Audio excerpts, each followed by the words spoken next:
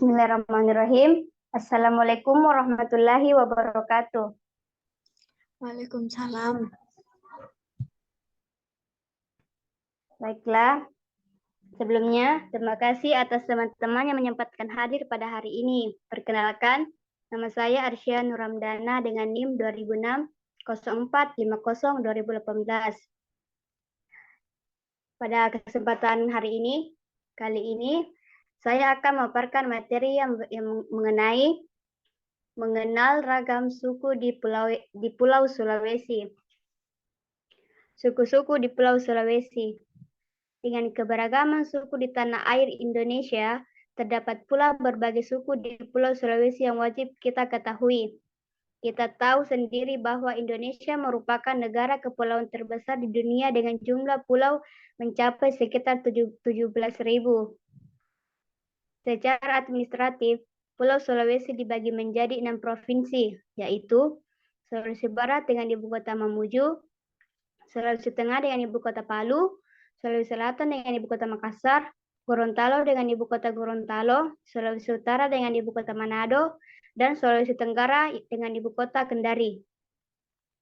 Pertama, suku Bugis. Suku Bugis berasal dari Sulawesi. Mengutip dari Wajokap Geoid, Bugis merupakan suku yang termaksud dalam kategori Dauturo. Melayu, kata Bugis berasal dari Tougi, yang artinya orang Bugis.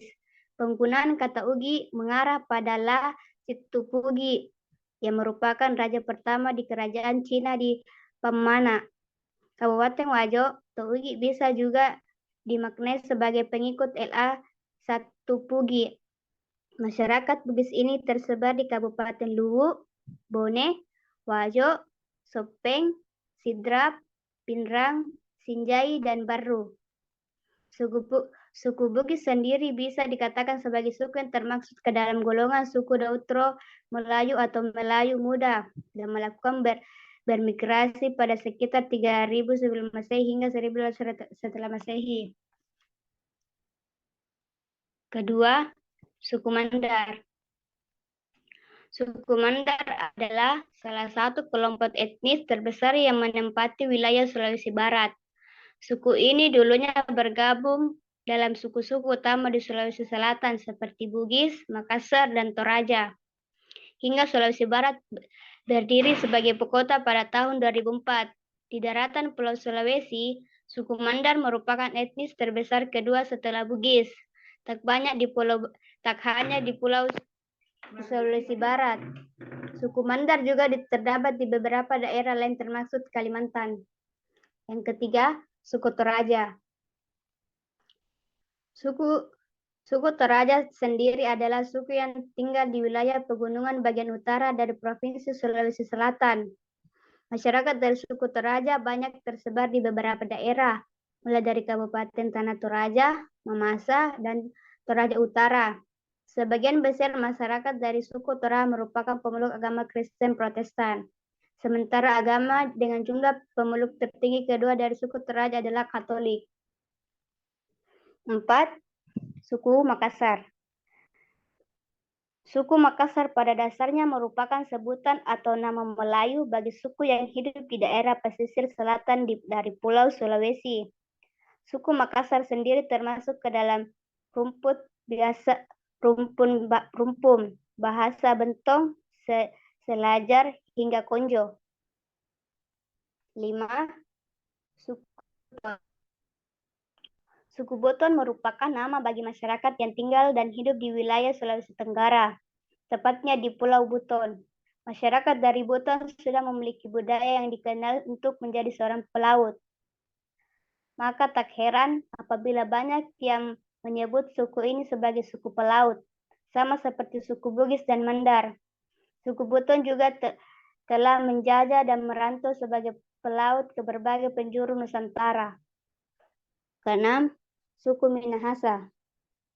Suku Minahasa sendiri dalam sehari-hari menggunakan berbagai bahasa, mulai dari bahasa Manado, Tombulu, Tansawang, Tansea, dan bahasa Tonteboan.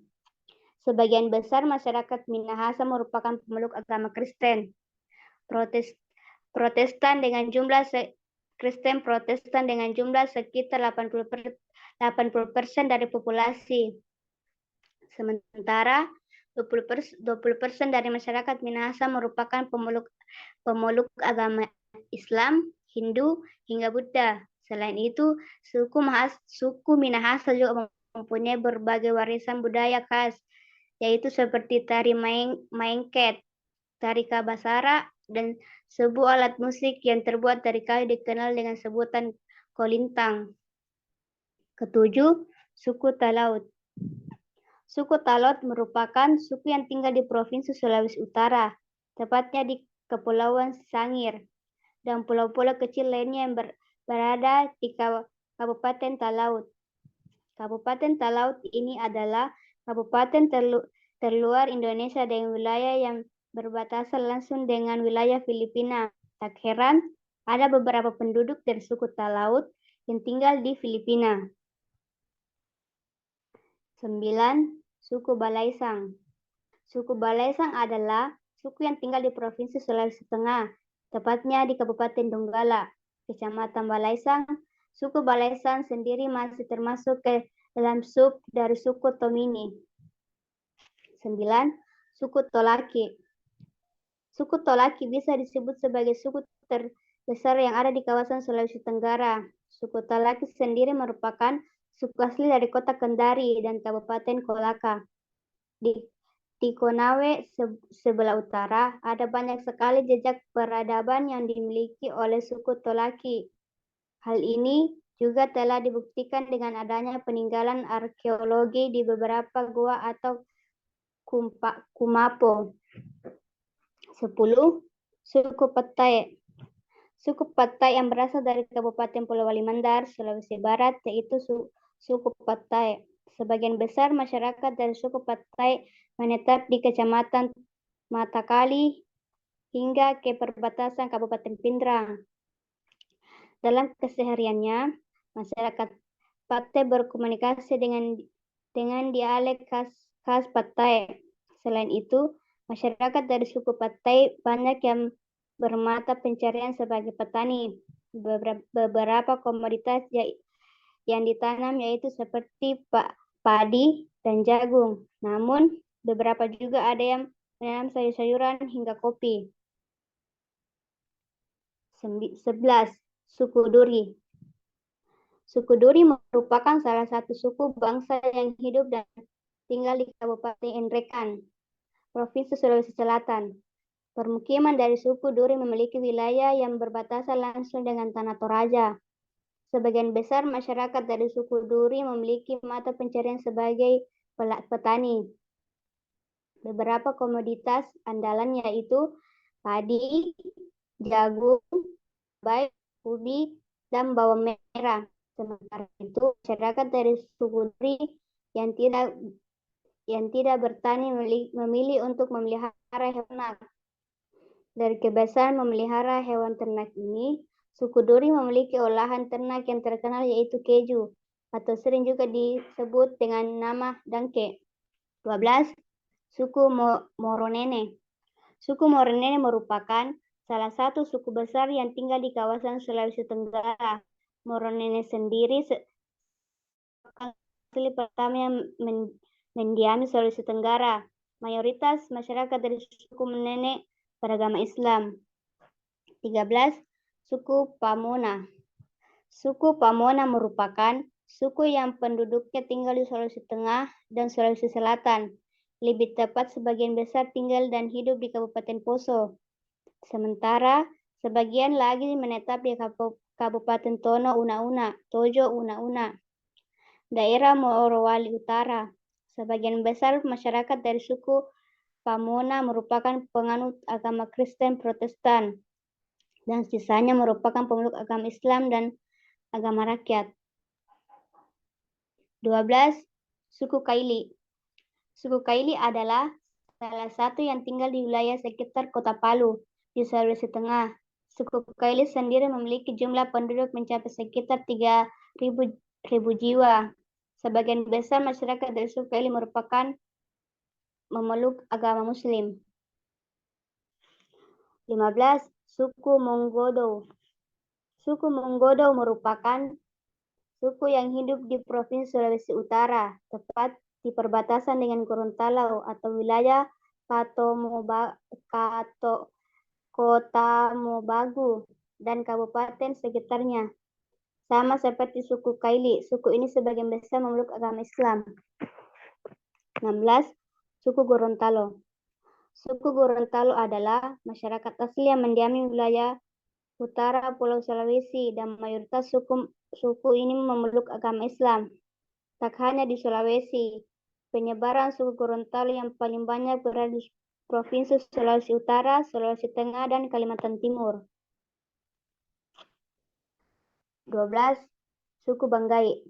Suku ini mendiami beberapa area yang terbesar hampir seluruh wilayah Kabupaten Banggai Kepulauan, Kabupaten Banggai Laut, dan sebagian Kabupaten Banggai. Mereka biasanya diperbincangkan berbarengan dengan dua suku bangsa lainnya, yakni suku Balantak dan suku Saluan. Meski begitu, ketiga suku tersebut mempunyai adat istiadat dan budaya yang berbeda antara satu dengan yang lain.